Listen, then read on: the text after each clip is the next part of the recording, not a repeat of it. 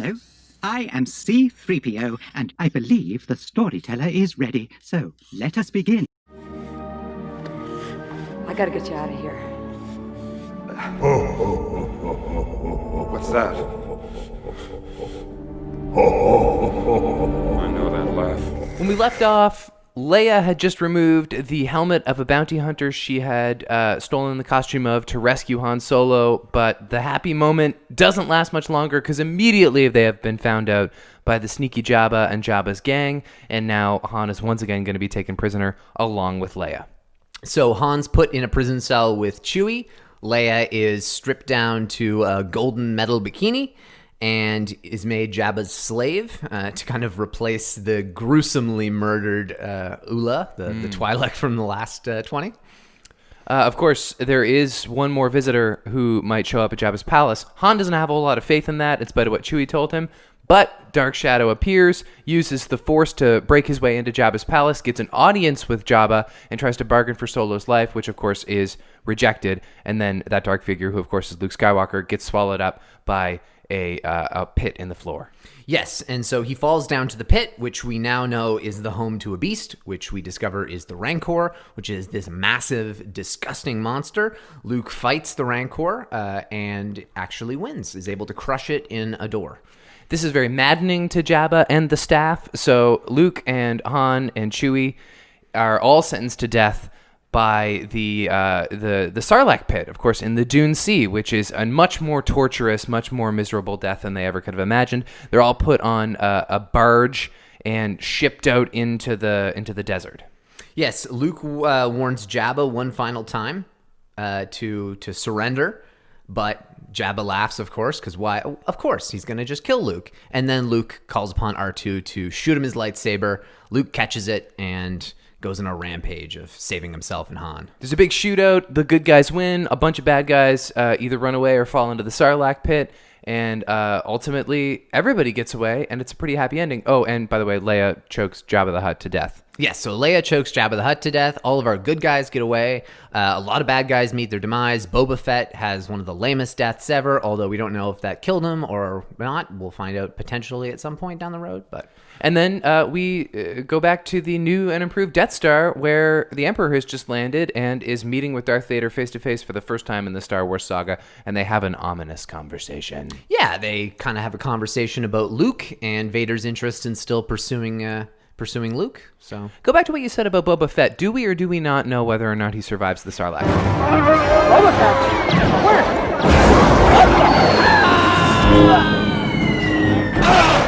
In Legends, he did. Okay. He did. He crawled out. He was able to find his way out. But we don't know what his canon death is now or whether he survive that or not. This kind of puts your I'll believe it until we're proven otherwise approach to Legends in an interesting bind, because theoretically canon indicates that Boba Fett died very lamely by the Sarlacc pit. And probably his death is more impressive in Legends, if there in fact is one. But that was only ever written to correct the fact that his death was so lame, which now Disney has kind of unwritten. Yeah.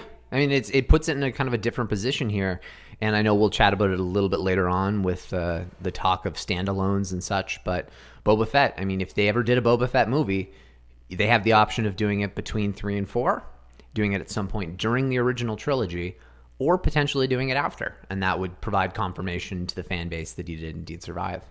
In the chaos that is that shootout battle, Han is really struggling. He can barely see. He's doing okay, but there's a lot of clumsiness, and ultimately he's what very klutzily kills Boba Fett with like the back end of that big spear hose thing he's holding on to. He keeps shouting, Boba Fett, and he's saying it in kind of a weird intonation. You noticing that? Yeah. He's not saying Boba Fett like we always say with the emphasis on the Fett. He's saying Boba Fett. It's very loud. You can very lightly hear him, but the idea is that Chewbacca is warning him about Boba Fett. Is that the only time Boba Fett is actually said out loud in these movies? Yeah, I believe so. Which is ridiculous. Although Attack of the Clones probably said Boba Fett then. This is my son Boba. Yeah. And little weird Boba. But yeah, no, Han says at one point, I think my eyes are getting better. Instead of a big dark blur, I see a big light blur. So yeah, he barely could see anything. I really like that exchange, actually. Luke then says, there's nothing to see. I used to live here, you know. Well, you're going to die here, you know. Yeah. Convenient. Convenient.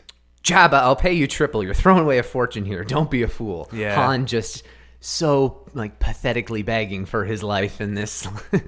But triple is a lot because I think he has over 200,000 Imperial credits on his head at that time.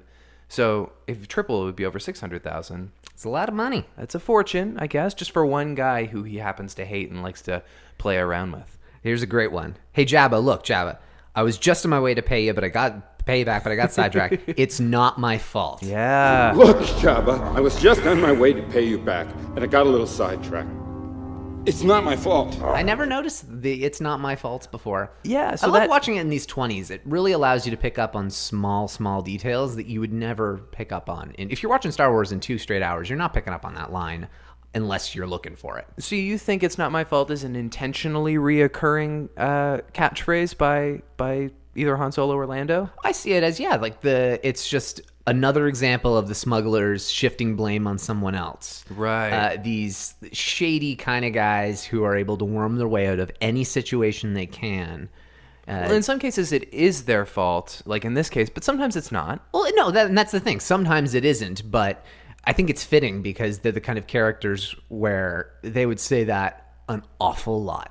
They must be put in an awful lot of scenarios where That's their back right. is up against the wall and they have to try and make it seem like it wasn't them who pulled the shady shit. But let's face it, Han and Lando always were the ones pulling the shady shit. Old Han Solo in The Force Awakens never drops a "it's not my fault," does he? With the I don't know. with the Rathtar scene.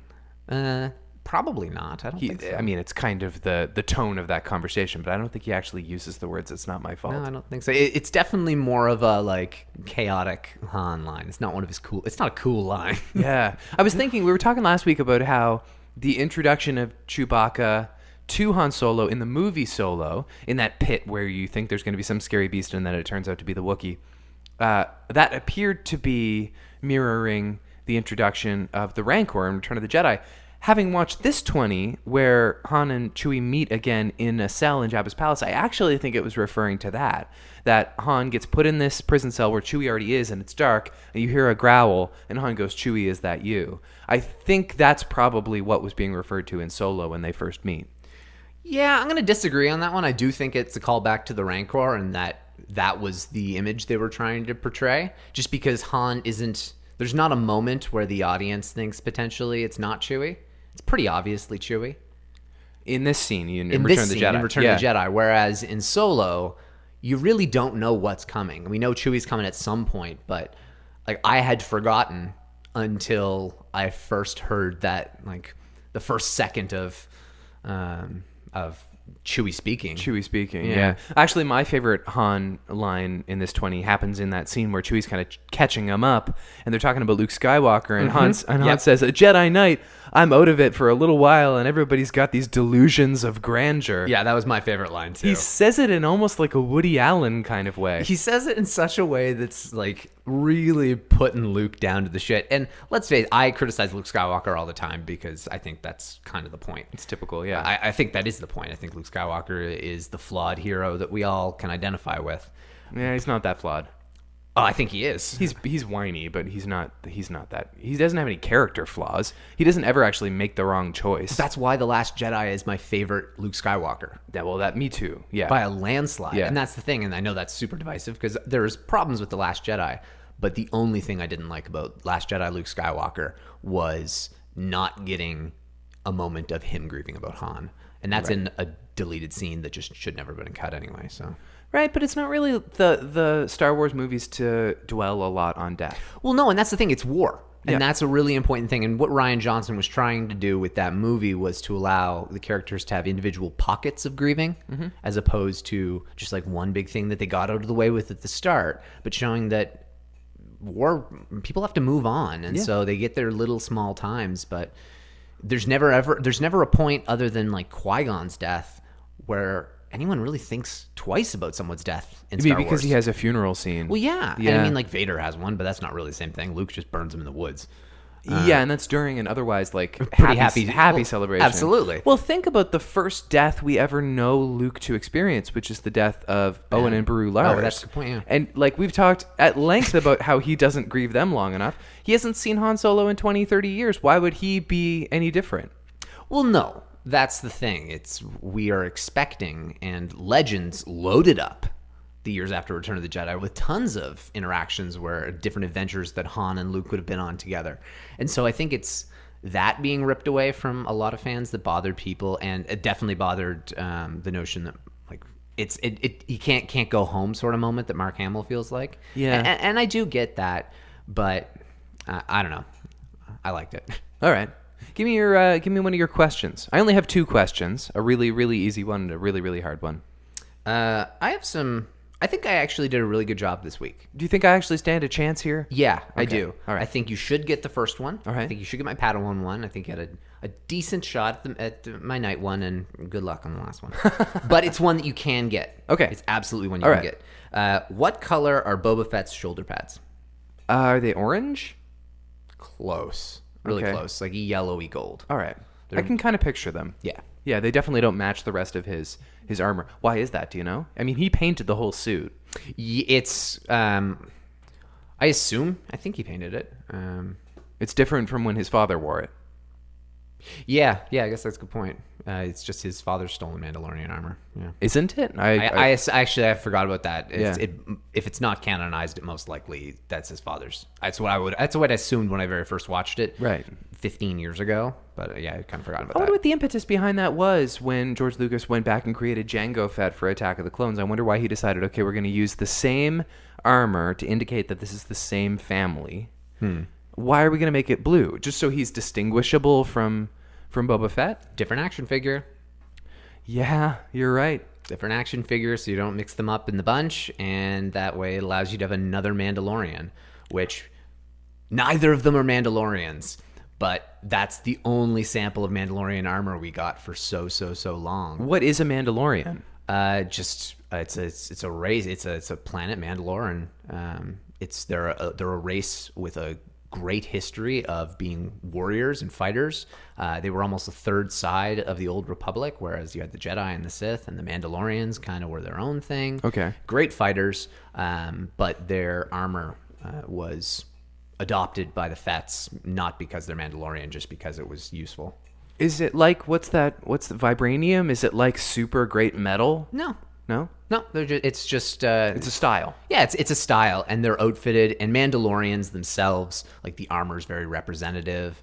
In Rebels, Sabine, the character, she's a Mandalorian, and she uses it to express herself. She's an artist, so hers is very, very colorful. Like she's got like pink and orange all over her. So Right. yeah, it's really cool. You see different styles of Mandalorian armor and different rankings. Like you'll see people who are higher ups with different ones. Them flying around in jetpacks is what is really fucking cool. That is easily the coolest Mandalorian scene you can have. How long does it take for the Sarlacc to digest a person? 1,000 years. You will therefore be taken to the Dune Sea and cast to the pit of Carcoon, the nesting place of the all-powerful Sarlacc. Doesn't sound so bad. In his belly you will find a new definition of pain and suffering, as you are slowly digested over 1,000 years.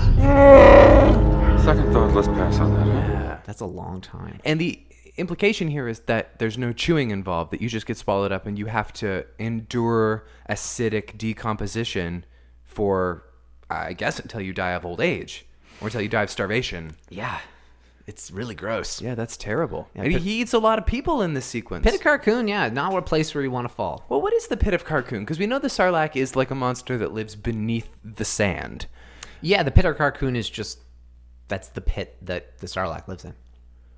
Okay. Yeah, that's...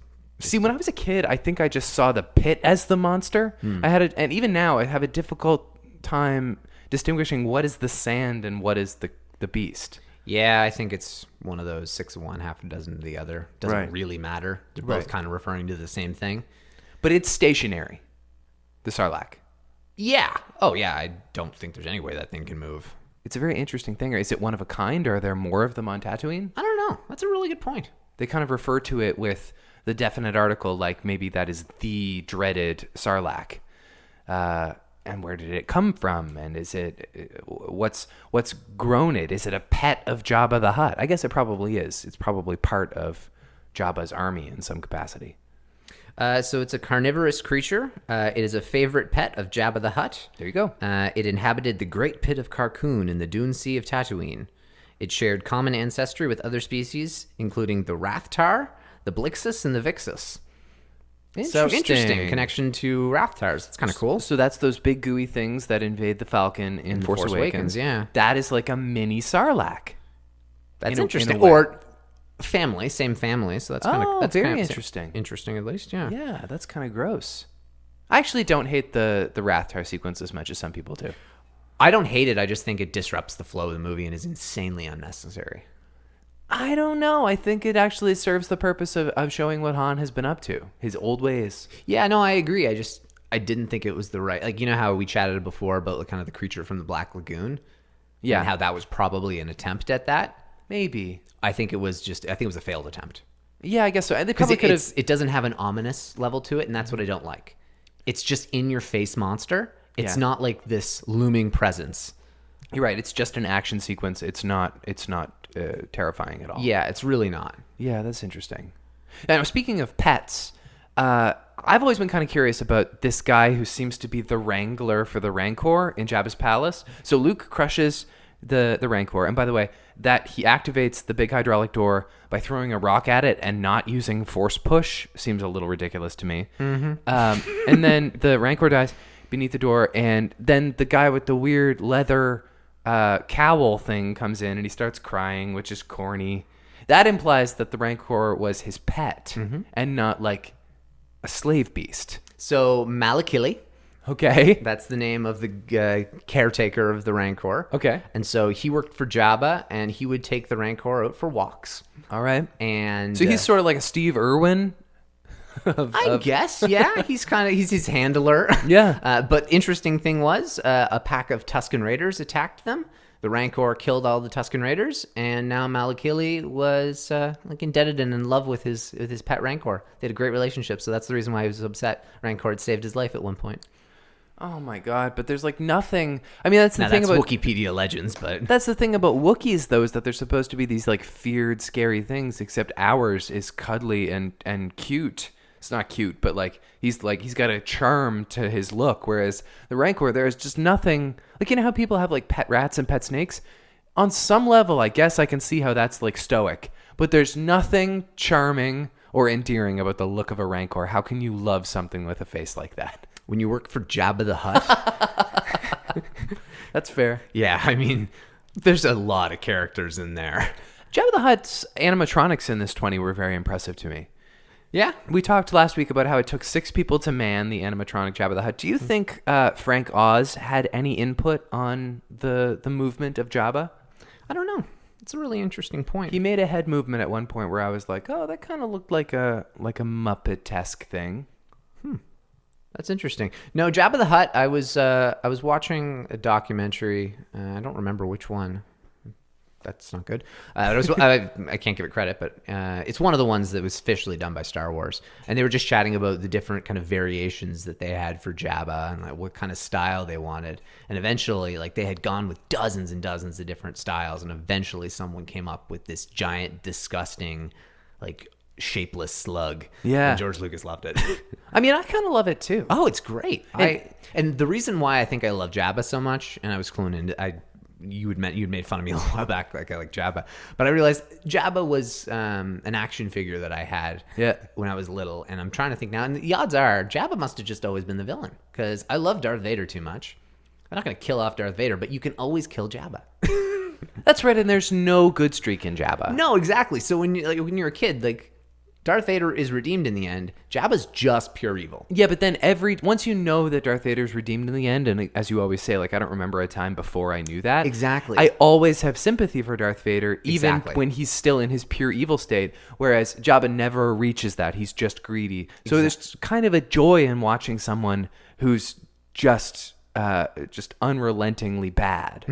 Well, it's interesting, and there's kind of a representation of that for each movie. You have Tarkin, you have Jabba, and you have I guess Jabba and the Emperor are both in 6. There's not really anyone in Empire. Yeah. Who's kind of a I third don't- level I think tier of evil. I agree with what you're saying about Jabba and the Emperor being on the same level. They have they both crave power and riches. Well, I was just going on the notion of in terms of having like that additional villain, but it doesn't really work because there isn't for Empire. It's 2 for Return. Right. Yeah, no, Tarkin doesn't really have a...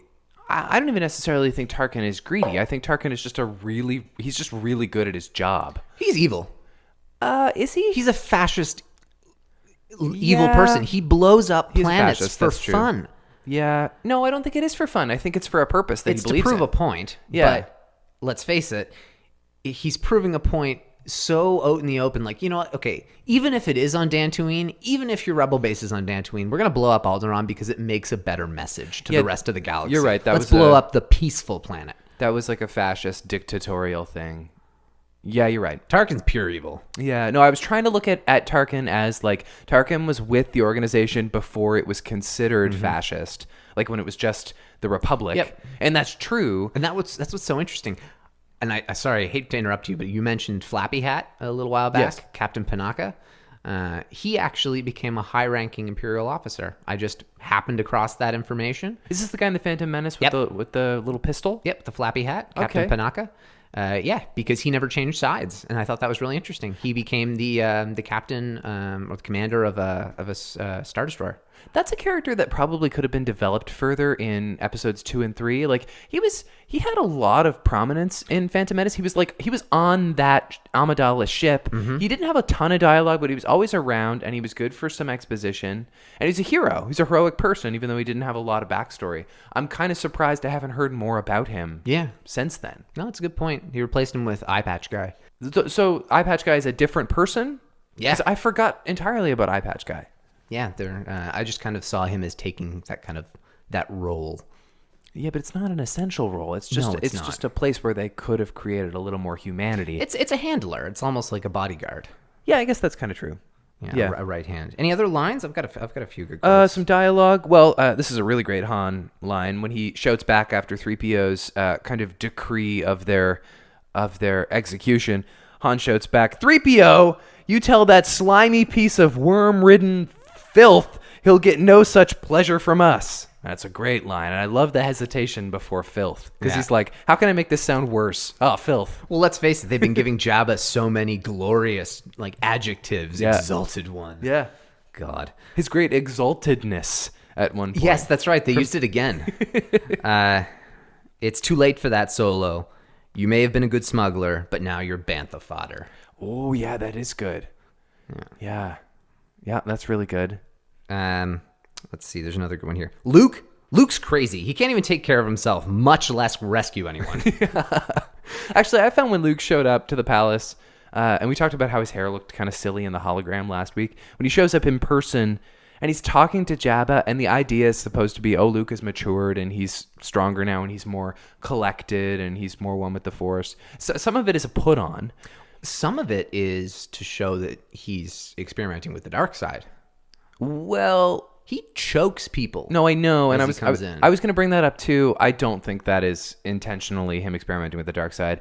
I think that is, oh, we learned in the last movie that the Force can do this. Let's have Luke do it, and then realize after the fact that wasn't very honorable of him. Yeah, I would say that, except for the fact that George Lucas made Greedo shoot first. If he changed that, he would have changed Luke Skywalker, Force choking people. And George Lucas has also stated that Luke intentionally wears black the entire movie. Yeah. And then as soon as he throws down his saber and is becoming electrocuted by the Emperor, choosing good over evil, the white, the inside of his shirt, opens up and you get to see the good inside. It's true. As soon as he makes that clear distinction, like that decision that I am not going dark, they show that. And it's I know it's kind of lame, but it is one thing that they do. It's kind of represent, and keep in mind, once again, you and I have only ever known Luke Skywalker to stay pure. Yeah, that's true. So when you're first watching Return of the Jedi, there's a decent chance that everyone is there. Like, is he going to turn?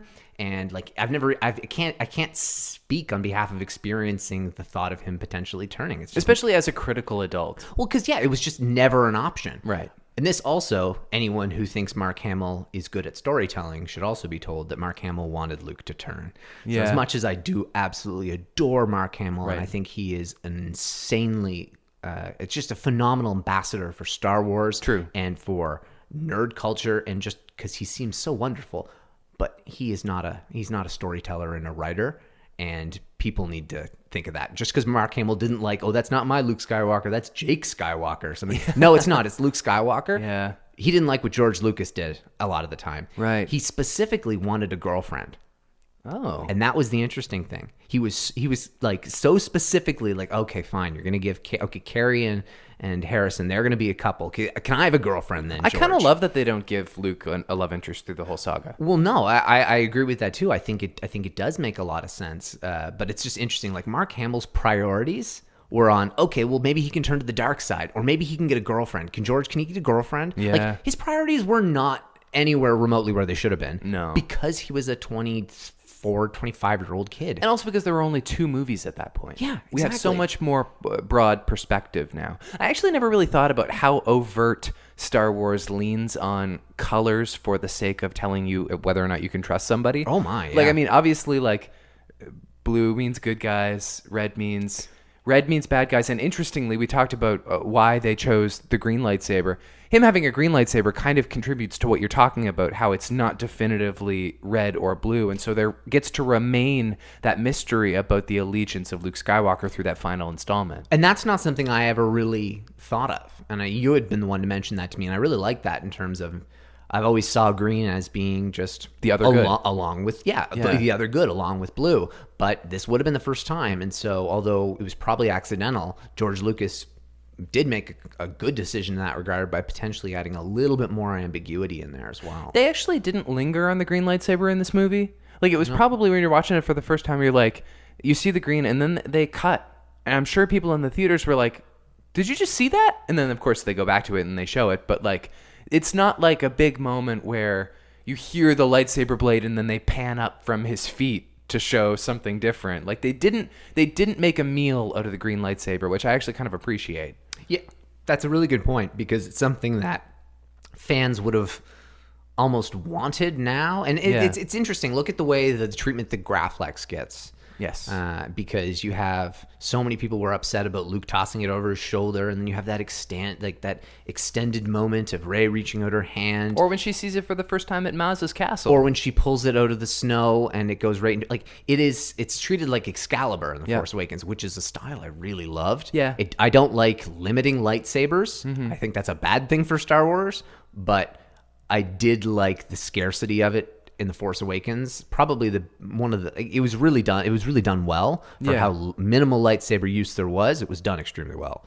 Well, who's to say there aren't more lightsabers out there in trunks underneath people's beds? But because they're a symbol of the Jedi in the age of the what's the term? The Resistance. In the age of the Resistance, you keep your lightsabers hidden.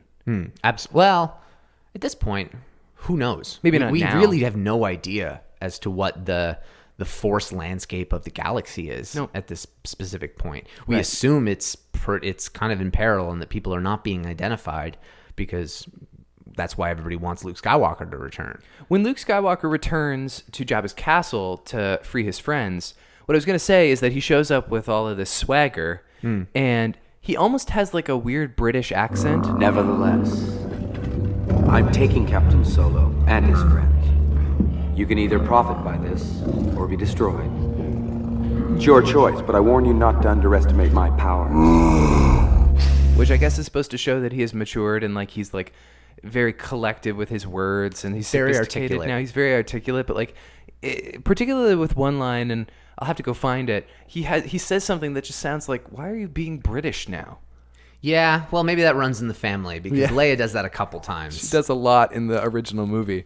I was going to say, anything you want to take back, any kind of cringy stuff that didn't work for you, doesn't hold up over time. I don't like Luke choking the guards. Although I like the concept of teasing out the experimenting with the dark side, I don't like it. I do think that should have been, if you're going to fix one of that or Han shooting first, fuck George, fix this one. It's openly brutal. Yeah. Especially since he is capable of mind control. And he's like staring them in the eyes, Yeah. and just like sweeps them out of his way while choking them. It's very like menacing. Totally.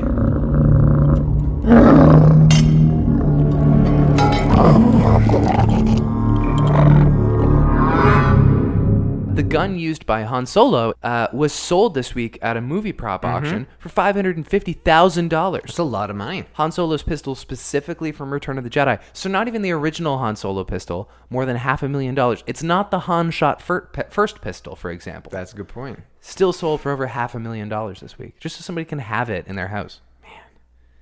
Having that much money I know. must be nice. Just to take the best selfies. It would be pretty cool though. Yeah, no, your Be able Instagram to do that Han pose. It's also really great burglary bait, though. Yeah, that's true. Yeah. Definitely wouldn't want people to know I had that. No, put that on the black market. I got a couple more takebacks, actually. Some Okay. interesting ones. Those magnetic arms that come out of the bottom of the speeder as our rebels escape Yeah. and pick up the droids out of the sand. I had that too. That was convenient. Yeah. That they had that plan worked out and that they knew that was going to be able to work. They and knew that exactly- R2 like pushed 3PO off the barge, Yeah. and that was too well planned. They knew exactly where they were and that those magnetic arms could land on them exactly right without having to realign themselves. And Because I get it if that is being used as like a metal detector almost, like they scan over area to get like some scrap metal and such. Yeah. That's fitting for Tatooine. but they're not the only droids around. But the fact that they were spaced perfectly apart and that they were able to, it was just too perfect. It was a little too perfect. And it was a bit of a hole. And this is another one. And this is an interesting thing that a lot of people talk about. And we would be remiss to not. What was Luke's plan going in? Yeah, he was super confident, eh? Because he was so confident, and it's not like he could have planned for him to fall down to the Rancor pit. No. So, like, what was the plan? What did he hope was going to happen? I think he it was- he has to assume that Jabba, like, did he know that Jabba was going to take him out to the pit of Carkoon? Does he know that's how Jabba kills everybody, and that he would not be able, he wouldn't be killed on sight. He would be killed out there, but how come you didn't get dropped into, like, it just doesn't add up. Well, and to that point, it's almost like getting the jump on them when he springs himself off of that plank. That offered them a bigger arena to kind of take back control of the situation. Yes. If they had to spring violence on everybody in Jabba's palace, they all would have been killed. They all would have died. Absolutely. So I'm really curious to know, because he couldn't have planned for everything to fail. He did try and negotiate. Yeah.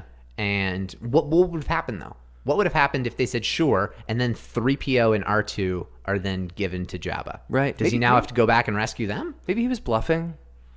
Well, I think he was. Yeah. But there's no way he could have predicted. Maybe it was just him trying to get the Force to guide him, but this plan, it worked out too well. It worked out way, way, way, way, way too well. Right. There were a lot of things that Luke couldn't have accounted for. Let's unpack that big yelp that Lando lets out when the Sarlacc wraps its tongue around his leg and appears to be about to eat him. He lets out this kind of Wilhelm scream. It is, yeah. And at first I kind of hated it, and then I realized, no, this is a princess doing his best, but like ultimately is out of his element in this situation, and he screams the way a person would scream. Yeah, I kind of appreciated that. It was not a heroic moment, but it was a human moment. Yeah, that's really true. And it's nice to humanize these characters whenever we can, because, you know, in a few more 20s, Lando is going to blow up. He's going to kill millions of more people than Luke did, and he's going to blow up the next Death Star. So Seriously. all these people have things that really take them out of being realistic humans, so it's nice when they can be humanized. I don't think enough is made out of the fact that Luke's hand gets shot. Okay, why? Is it his robot hand? Yeah. Okay. And we do kind of see him adjusting it when he's back in the X-Wing a little bit later on, although you think that would have to be repaired because it's been destroyed. He was able to continue going on, so likely it But that's my ricocheted problem, off. is that like he was shot right square in the palm of his robot hand. That would have to render his hand unusable. I don't know, maybe it's pretty durable. But yeah, that's a good point. Yeah, there's definitely some holes there. I take exception Although to it's that. a super cool 20. It is. It's one of the coolest in all of Star Wars. It's got so much style, and it's got a very specific look that we don't see elsewhere. That's true. The barge and the Dune Sea. Yeah. A couple other good quotes here. A nice exchange between Luke and Han. Are you all right? Fine, together again, huh? Wouldn't miss it. How are we doing? The same as always. That bad, huh? That bad, huh? Yeah, you're right. That is very good. Good banter. That's writing a play. That's not writing an action movie. That's writing a play. Well, in that kind of banter, that's great banter. It is. And there should be more of that in Star Wars. And when they kind of that's what I felt like. Solo tried to do that at certain points and hit sometimes, didn't hit it sometimes. Some of them were a little too silly. Yeah. People thought The Last Jedi's humor was more Marvel than it was Star Wars, which I agree with. No, I felt that way about Solo. I didn't feel that way about The Last Jedi. I felt that way a little bit about The Last Jedi. I thought The Last too. Jedi was dark, man. Oh, no, I agree. But the humor chosen wasn't really Star Wars-y humor. I guess so. Like the opening sequence with Hux and Poe. Yep. What about when we're back in the X-Wing and Luke is explaining to R2 that they got to go back to the Dagobah system, and he says, I got to keep a promise to an old friend. I think we know what he's talking about, how Yoda made him promise that he would come back to Dagobah and finish his training. Yoda's not an old friend. He's a friend and he's old. But this was just a couple years later. Like, it's very unclear how long it's been since, like, how long has Luke been away? Yeah, not that long. I don't really know the time. I think it's about a year. An old friend, like, he would still feel kind of weird about Yoda. Well, yeah, you would think. But Yeah. I don't know. Maybe he's referring to Obi-Wan. Maybe. He's keeping a promise to Obi-Wan. Yeah, he is. Yeah, that's true. Return of the Jedi. Are we talking about Luke or are we talking about Anakin?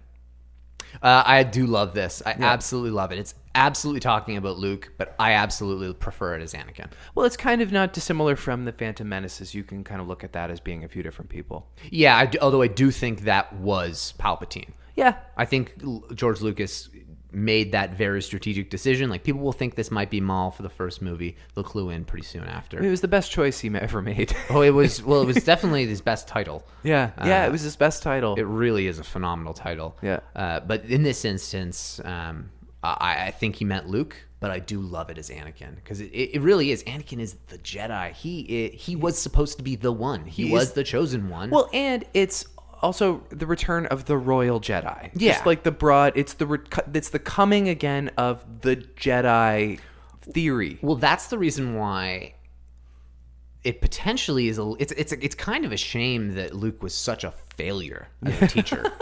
Yeah. Yep. Because the return of the Jedi is supposed to be coming back in this big way and supposed to be able to, bring back the good and the light side and the Republic, and no, not so much. I think that's a fair criticism of this new sequel trilogy, and The Last Jedi specifically, is that really the whole ending of the original trilogy was the good will rise again, and it just doesn't, as it turns out. Well, and exactly, it doesn't. Yeah. Although I do love Luke being a failure, just because he's always a failure. But Yeah. it's a shame that in this instance, like, we get to see that trend continuing, where we kind of hoped things would have gotten a little bit better. What do you have for a tougher question for me? Oh, yeah, we have got some questions here. Trivia. Okay, this is one that I think you can get, but maybe not. Which prequel trilogy species was added into the Blu-ray release of the film that was in Jabba's palace? Prequel trilogy species was present at Jabba's palace. I'm trying to think of Was not in the originals, but was added to the Blu-ray. I'm trying to think of what prequel species. There were so many prequel species that were never in previous Star Wars movies at the time. What is Watto? He's Taldarian? yeah, something like that. Toydarian. Yeah, that's not it. There's Gungans, but there's no way it's a Gungan. There's no Gungan in Jabba's palace. I don't know. A Doug. What's a Doug? It's a really good guess with Watto. Sebulba. Oh, no way. Yeah. There's a Sebulba in there. Now, it would be in Star Wars milieu to say that it's like Sebulba's nephew or something. There was I couldn't find a well, no, it would make sense to be Sebulba. Really? Yeah, absolutely. He was Jabba's ringer in the pod racing that Jabba ran on Tatooine. I know, but Sebulba would be old AF now. Well, who knows how old Doug's lived to be? I guess. So, that's a good point. Who knows how old Doug's lived to be? Right. But no, it doesn't confirm anywhere who this specific Doug is, but I think it would make a lot of sense to just be Sebulba. I always kind of liked Sebulba. It was cool. Speaking of action figures, like we bought those pod racer things. Yeah, you had Sebulba and I had Anakin. I think that was the first time I ever owned $40. $40 was like the most money I'd ever had, and I spent it on the action figure Sebulba pod racer thing with like the handle in between the two Yeah. the two big I don't know what you call them, big engines, I guess, big cylindrical engines, and you could use it to like flicker lights or something. They were really cool toys. Pod racers, again, it's like a very specific thing in Star Wars that only exists once. Still so mad that they didn't use pods as opposed to Fathiers. Like, we don't need this weird species. Yeah, Give us something. You mean on Canto Bight? On Canto Bight. That Yeah. could have been so cool. Having Right. slaves race. Yeah. Like, that just, like, that brings back what Anakin did. Well, plus it's like it's kind of loaded and kind of dark, but it's cool. I heard a little snippet. I don't know the full thing. I believe it's from a Darth Vader comic. But Luke apparently pod raced as a kid. Oh. And Vader saw him pod race. But he didn't know. He didn't know who he was, but he saw him But he was pod in the race. crowd? Yeah. And he blew up Luke's engine so that he wouldn't beat his own record. Oh, that's a cool story. Yeah, I want to read more on it. I just saw like a little snippet somewhere. Okay, though, where? Did Vader go back to Tatooine? No idea. He hates sand. I would assume. Of course, it's rough. It gets everywhere, and especially in that suit. But Yeah. I've got a lot of questions about I know. that. That's very interesting, but I got a lot of questions. I will dig deep on that, and maybe we'll have some more answers on that next time. Okay. Maybe it was Legends. I don't know. I hope it's not. I hope that's canon. That'd be cool. I'm going to give you my master question. What did the structure of Jabba's palace used to serve as before he owned it? Oh God. What did it used to be before Jabs moved in? It doesn't say in the movie, does it? No. No, that's fair. Was it a prison? No, it was a monastery. Oh, It was like a big cathedral. I guess that's kind of fitting. It's kind of better storytelling for him to have like taken this thing that's supposed to be like pure And beautiful, and beautiful and made it slimy and awful. Yeah, that's fair. What planet are Rancors native to? Oh God. I could get this, you say? Yeah. You could. You just made me guess amongst all potential buildings. All buildings. I'm making you guess only between the planets in Star Wars. Yeah, right. Hint, it's not Tatooine. No, I kind of figured it was not Tatooine. Yeah. Geonosis, No, it isn't, but that's an interesting guess. I guess. So that's the water planet, right? No, Geonosis is the I'm- rocky planet. I'm thinking of Camino. I Yeah. get them really confused. Yeah, it's not Camino either. No? No, it would be Dathomir. Dathomir. Well, what do we know Dathomir from? Dathomir is Darth Maul's home planet. Oh, cool. Yeah. Man, they have ugly And the Night shit Sisters, and yeah, absolutely. there. Yeah. Is there not somebody on the Jedi Council who is the same species as Darth Maul? It's interesting. So Eth Koth was supposed to be, Okay. but Like in the original visual dictionary? yeah, he was supposed to be the same species, and Darth Maul was supposed to have face tattoos. But then they kind of went back and changed that and made that just his species. Oh, so that's not like a tattoo or a marking. No. I don't know if I like that. I kind of prefer it as like war paint. Oh, really? Yeah, I do. Well, one thing that's weird is he seems to be the only red-faced one. Everyone else Yeah. is yellow. It's yellow and black. So that's kind of interesting. But anyway, the Dathomirian, I guess that's what they'd be called, the men from Dathomir are not as powerful as the Night Sisters. The Night Sisters would be the clan on Dathomir that are like witches. And Ventress was a Night Sister, for example. But the witches can use their magic, and they re-strengthen. They help Darth Maul recover after his injuries in the Phantom Menace. Oh, okay. So they brought him back up to full health and tyranny. Okay, do you have any more observations from this 20 you want to bring up? Yeah, let's see. Interestingly enough, the Rancor sound, it was made by Dashund, Oh, that's really funny. a little wiener dog. Yeah. Yeah. What, they just like really modulated it or It something? was a really aggressive Dashund. Okay. All right. He was really mad. Okay, scary. This is crate dragons. So Jabba used to actually pit different creatures against his Rancor. I'm so glad you mentioned this because I was going to ask when Luke is down there and defending himself against the Rancor, I was going to ask what in the world did the Rancor eat that had a bone the size of a baseball bat? Oh, he used to put tons of different animals down there up against the Rancor. So maybe a crate dragon. No, Okay. not the Crate Dragon, because the Crate Dragon would have fucked the Rancor up. Well, yeah. Apparently, that's the one thing he wouldn't put down up against the Rancor, is because the Crate Dragon would have killed it so easily. I wish we could have seen a crate dragon like other than just its skeleton. It would be cool to see one in a movie. Yeah. Yeah, that would be really cool. We have to go back to Tatooine, which I really hope they do in episode 9. Oh my god, I hope so. Yeah, I don't know why, but I think they really ought to. So I've just got one more quote on this 20, and then we can go on to some news. Okay. Just a really good Emperor quote. Figure we can end on this. Patience, my friend. In time, he will seek you out.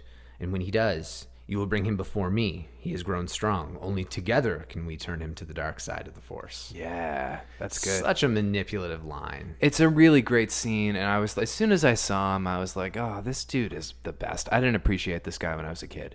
Oh, no, I didn't nearly enough either. No. Because it's just so menacing. Yeah. And, also, I mean, you have to assume Vader sees right through that, too.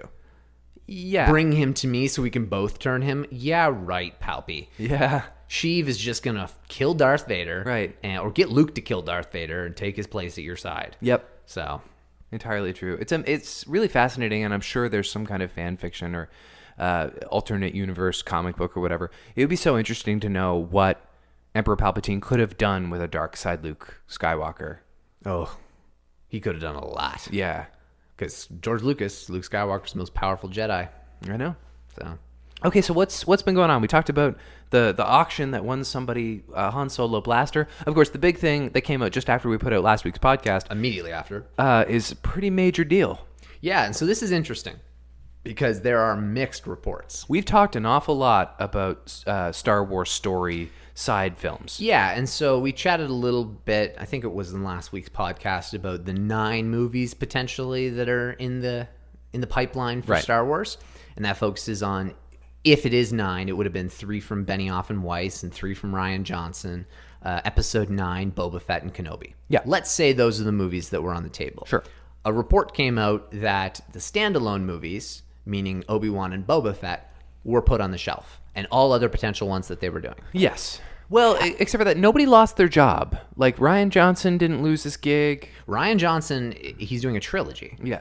And Benioff and Weiss are doing a series of movies.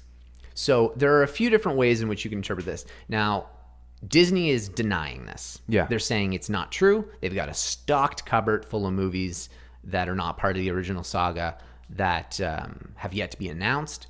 But that, once again, could mean those Benioff and Weiss, so Benioff and Weiss and Rian Johnson ones. Yeah.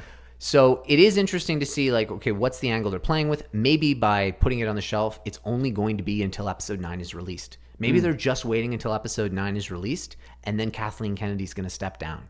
Yeah. Or she's going to step down as at least head of creative. Because maybe she doesn't want to do it for, it's, like, she's one of the best producers in the world. I agree. And she's got her pick of the litter. She can really do any movie she wants. Yeah. So maybe she wants to experience things outside Star Wars. Or maybe she's great with Star Wars and she wants to stay within it and maybe they want to do a creative shift.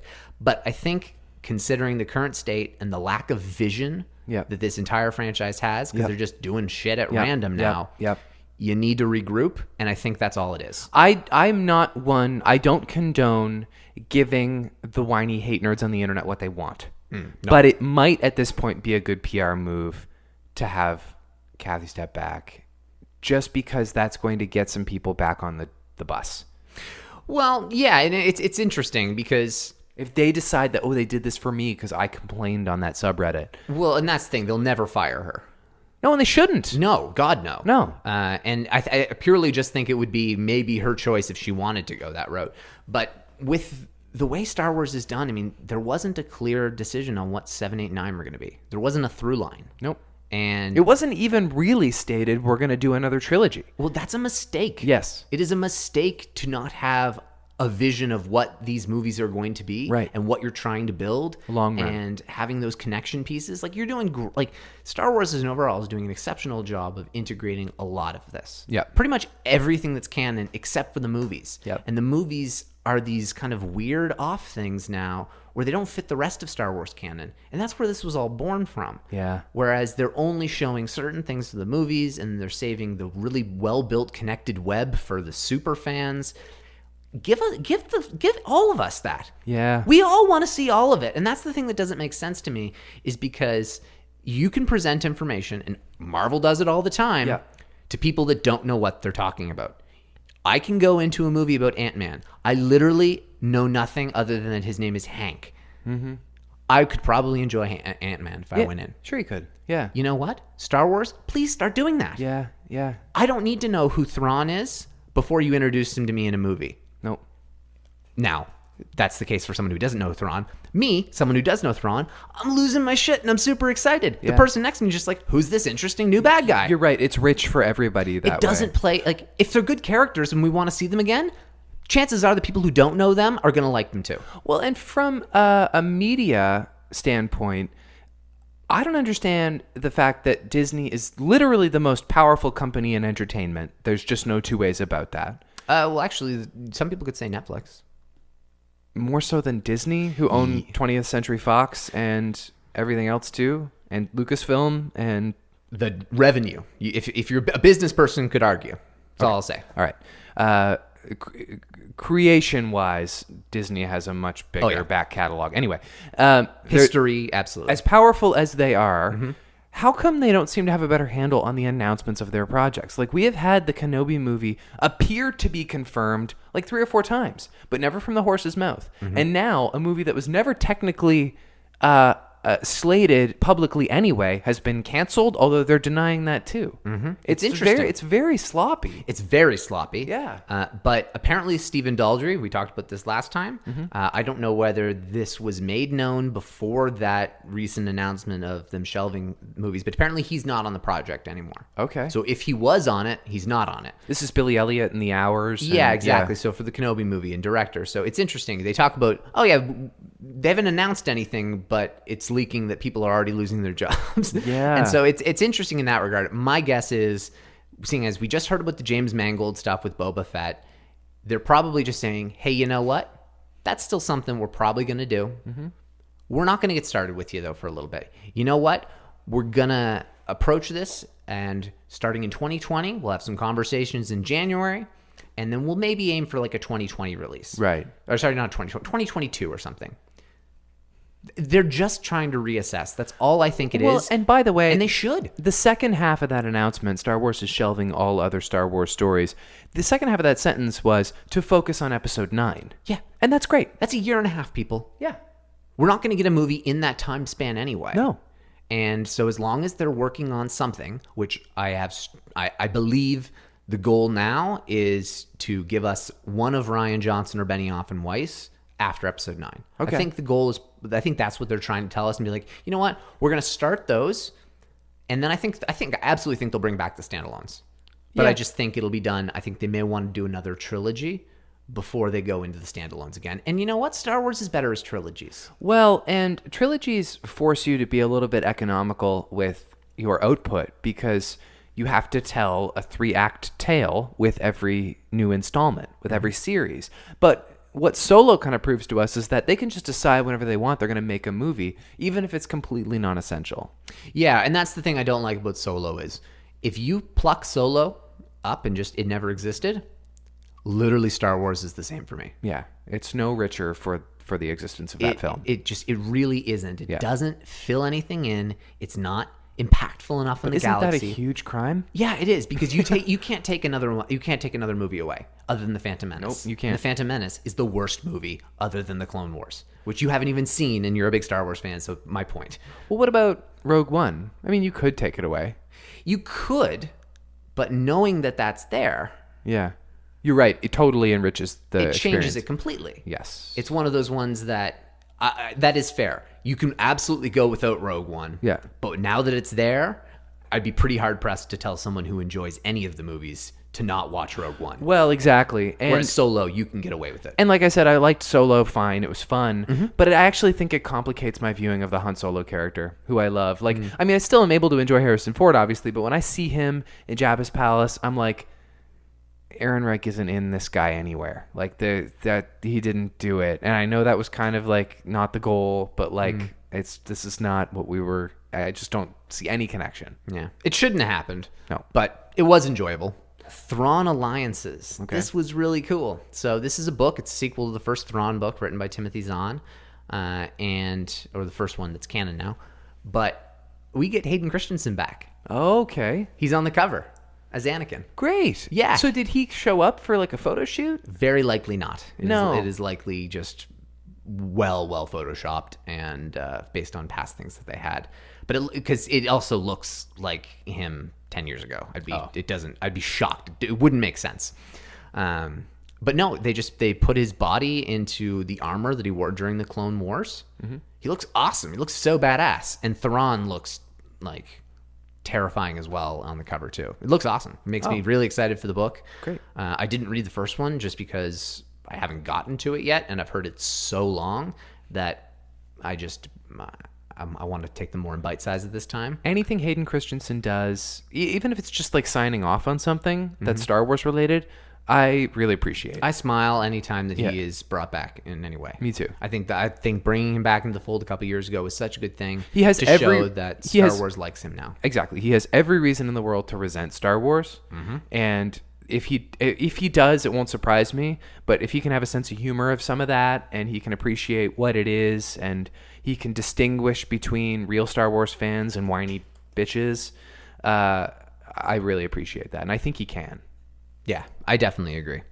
I'll actually just show it to you right here just so you can see how insanely badass it is. Oh, yeah. That is great. Yeah. Thrawn looks really cool in that picture, Yeah, Thrawn too. looks awesome in it as well. Yeah, totally. So, be very cool to see more of Thrawn. I'd be curious to know if he'll eventually come into a movie, but never know. They should, yeah. He is without a doubt the character that has the most demand for movie role. But bringing him back into Rebels, a lot of people were happy with that, the books. So I think more people want like a Bane and Revan now because they're not Bane's canon, but we only got a couple seconds of him in Clone Wars. What do you think of like a Michael Fassbender for Thrawn? Michael Fassbender is I'd say he's probably the most common fan choice. I just said that randomly. Oh, really? Maybe that was in my brain for some reason. Yeah, so Michael Fassbender, Christian Bale are two names that a lot of people think would be good fits, and I agree on both of them. I think Christian Bale would be a better choice. Yeah. But after seeing Steve Jobs, I don't know, because Michael Fassbender's an insanely good actor. Great actor, yeah. But yeah, Thrawn has such a way about him, and I forget his name. Mad Mikkelsen's brother actually does the voice of Thrawn on Rebels, and it's exceptional. It's so calm and menacing in a different way.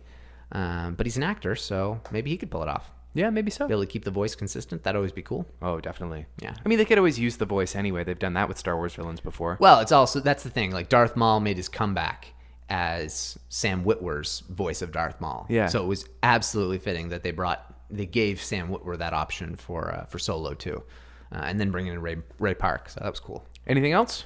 No, really not that much news going on other than a lot of people up in arms over what's probably not that much. What else is new? All right, so next week we're going to round out the first hour of Return of the Jedi. Watch the first hour of that movie. You'll be caught up for next week's podcast. In the meantime, if you want to send any feedback, you can tweet us at recorder66, or you can email us recorder66podcast@gmail.com. Also, if you listen to us on iTunes, rate and review. Give us full stars, please, so we can chart. May the Force be with you.